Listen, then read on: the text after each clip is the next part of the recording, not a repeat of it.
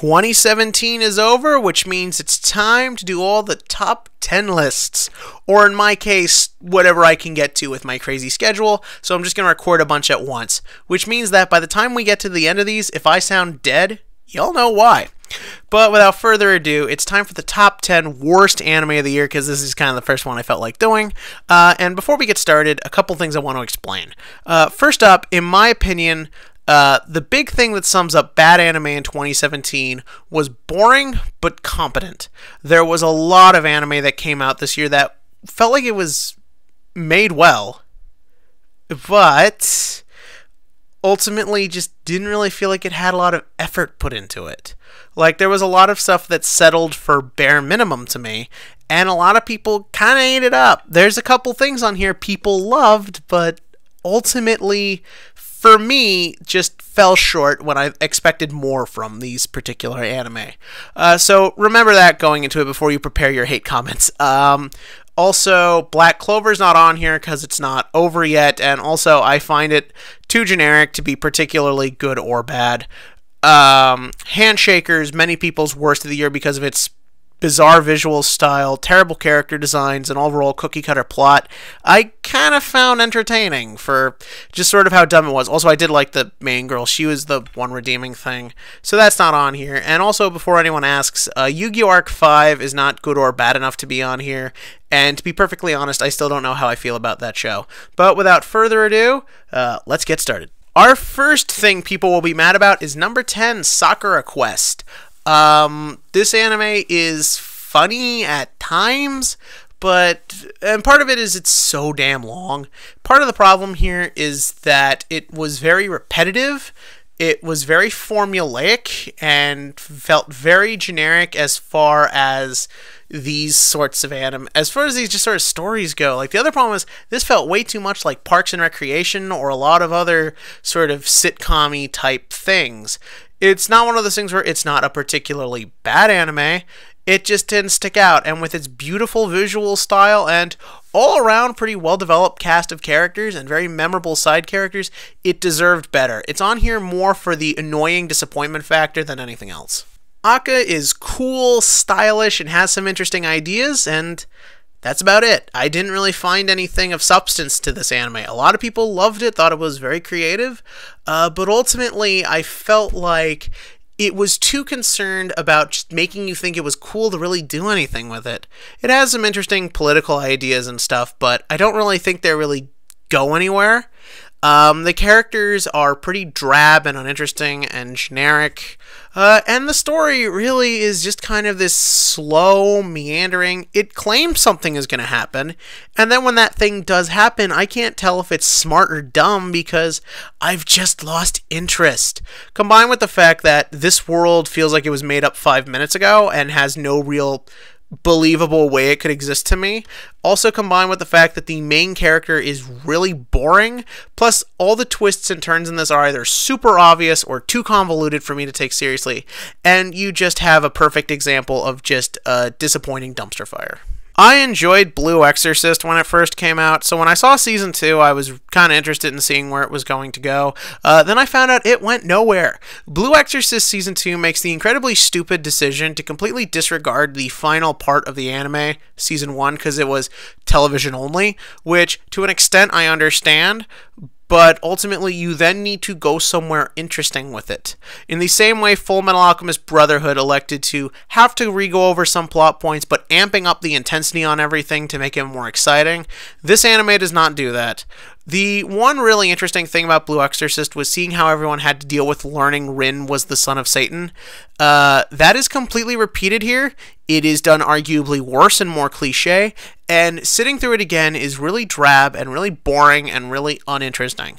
On top of that, the main plot feels like filler. I don't really care. It's very obvious.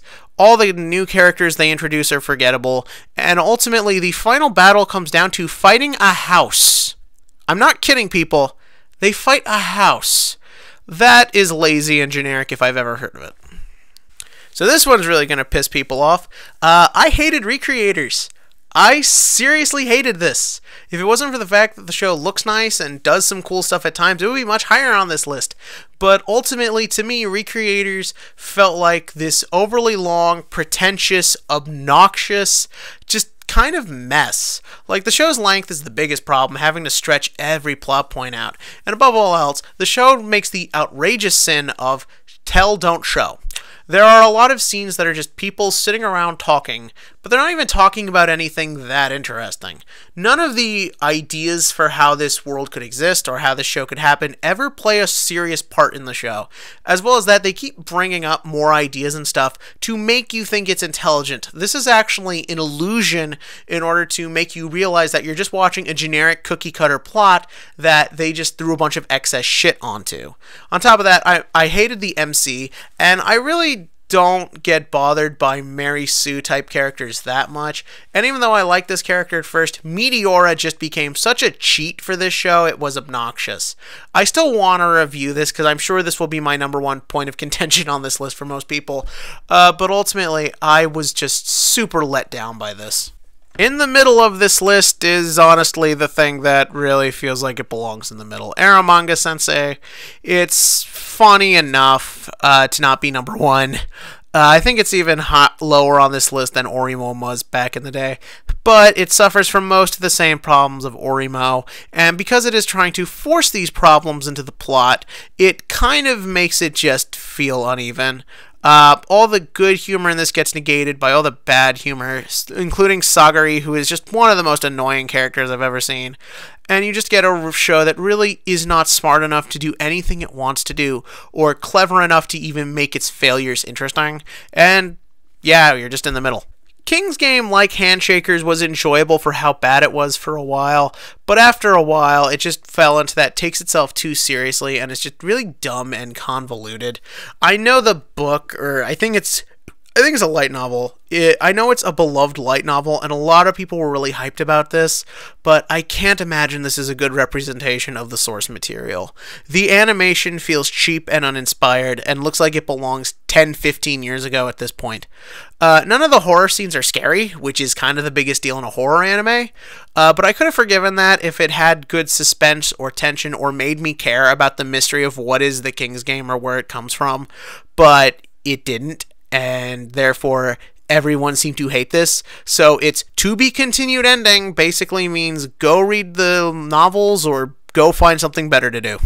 If you told me that one of the worst anime of the year was going to be a Stan Lee produced superhero anime, I would cry. And I saw the reflection and I felt like crying. This anime is boring. It is, like several other things on this list, oh my god, the ambulances are coming. They know I'm about to go crazy doing this. Reflection is just bad. It is boring. It is slow. The visual style is an interesting idea for a while, but I don't really ultimately know what the goal of it was. Was it trying to imitate comics? It didn't really look like comics. The fights are fine, honestly.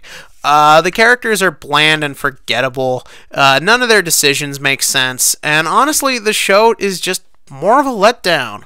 Like, I love superheroes, I love comics, and with things like Hiroaka and One Punch Man, anime was kind of on a good roll for superhero stuff. Then this happened, and it's just bad and terrible, and this, like King's Game, wants a second season and sets it up at the end. It will probably never get it. Let's be real here.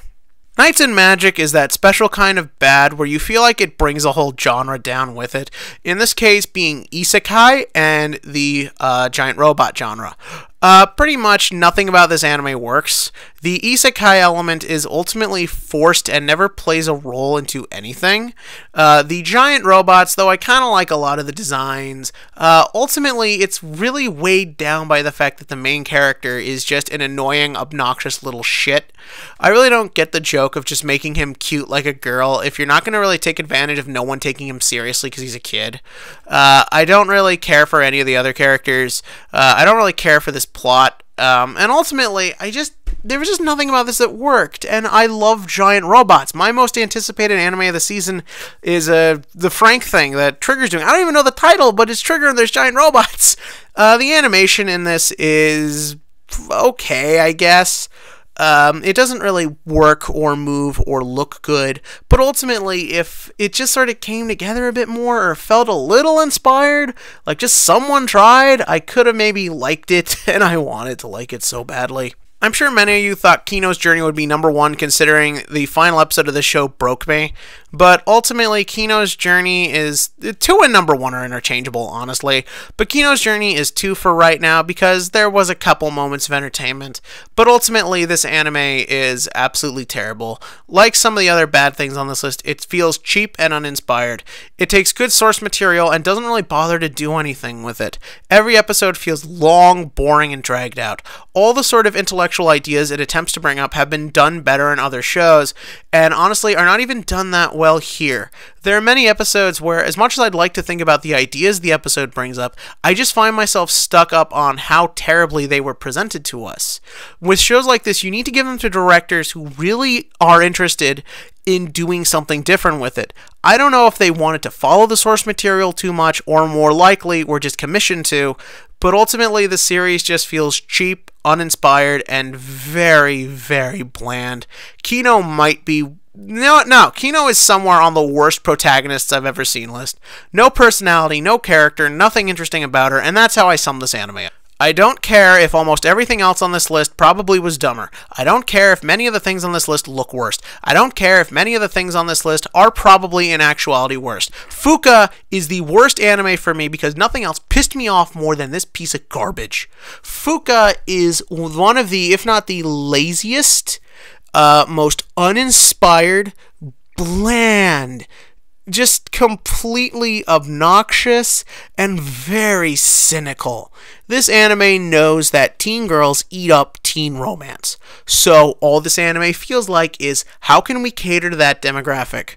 We'll make every male character just look perfect, and I don't normally care about that. Fine. Food Wars makes everyone look like a goddamn underwear model. But the difference is that here is that the character designs are forgettable, they don't do anything with anyone's designs, and no one has any personality. The story is just another cookie-cutter love triangle. He basically picks the wrong girl for no reason plot. The music is really bad. Any sort of moral or idea to the show is generic. And on top of that, I really just hated everybody. The main character is hateable as hell, little shit. Fuuka herself is just another generic, oh, she's a free spirit. And that's how I sum this show up. It is just so cynical and generic and just panders so horribly. And it doesn't care and it doesn't try. And normally this anime would have been whatever, who cares? I probably would never even watch it, but it was popular. It was like the 2nd or 3rd most popular anime back in the winter.